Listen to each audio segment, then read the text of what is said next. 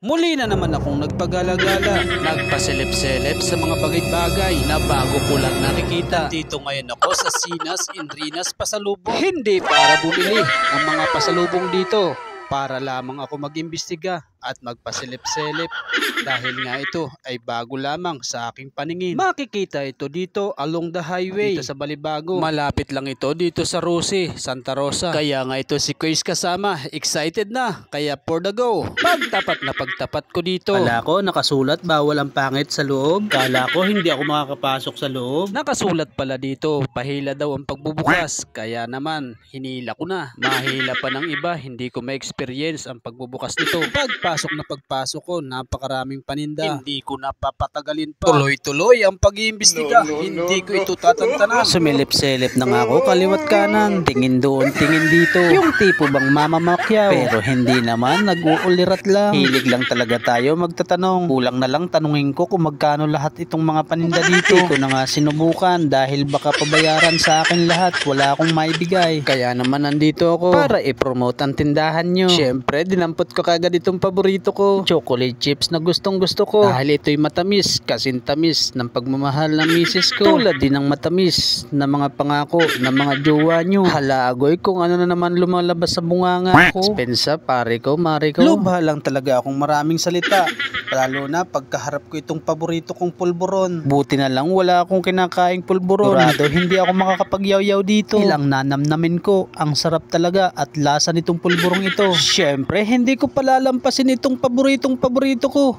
ang yema. Napakasarap talaga itong panghimagas. Kutkutin habang nanonood ng TV. At syempre napakaganda nitong pangnegosyo dahil nga ang laman nito 15 piraso. Kung bibilhin mo ito isang buo, 105. Tubo ka ng 45 pesos, saan ka pa? Syempre tinignan ko rin ito, 45 pesos lang isang piraso. Ala, ang dami talagang paninda dito. Di ko na nga babanggitin kung magkano ang bawat isa. Ilisan na lang ninyo ang inyong mga mata. Ado pag sinabi ko, tiriyak ang maraming nagninegosyo na yung mga nagre-retail. Naman kasi na mga mamimili kung magkano ang tunay na presyo nito. Pinabuti ko, mag-voice over na lang ako. Sigurado marami magre-react dito. Puputaktihin ako ng mga komento. Nila, Kuis kasama, bakit biniring mo ako? Kasi nga iba-iba na ang presyo pag lumabas dito sa tindahang ito. Siyempre naman tayo ay nagninegosyo. Sino ba ang magninegosyo o maghahanap buhay na walang tubo? Kanya-kanya lang yang diskarte kung paano natin ipapaubos ang ating mga paninda. Napakahalaga ang magnegosyo ngayon. Ikaw pa ay may regular na trabaho, ang sideline na tinatawag. Intention ko lang dito ay magbigay ng impormasyon mga kababayan natin na gustong mamili at magnegosyo. Malaman nila na may bagong bukas na dito. Ops.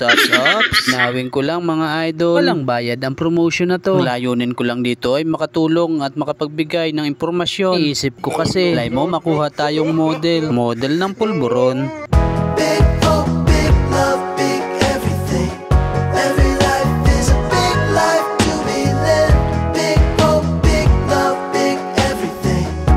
May mission yata ang pagbablog ko dito sa lugar na ito. Sinugo yata tayo ng Panginoon na hindi natin alam o sadyang nagkataon lamang. Isa kasing lalaki ang pumasok dito, naka-helmet at naka-face mask. Kahit siguro kayo kakabahan at magdududa dito. Pumasok siya dito at tila may bibilhin pero wala naman. Saktong-saktong nagbablog ako ng oras na yon. Kala niya siguro naka-live ako kaya nagmadali siyang lumabas. Mabuti man o masama ang kanyang intensyon. Ang mahalaga dito, ligtas ang lahat.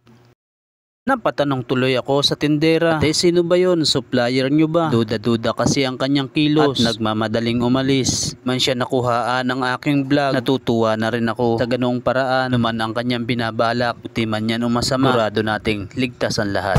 Big hope, big love, big everything. Every life is a big life to be lived. Big hope, big love, big everything.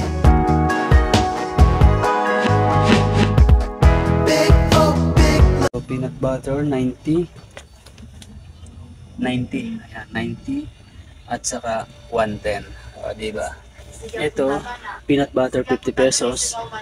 Ayan, 50 pesos ang kanilang peanut butter. Ganito na lamang po at maraming salamat. At shout out nga pala po sa may-ari ng Reyna Encinas Pasalubong.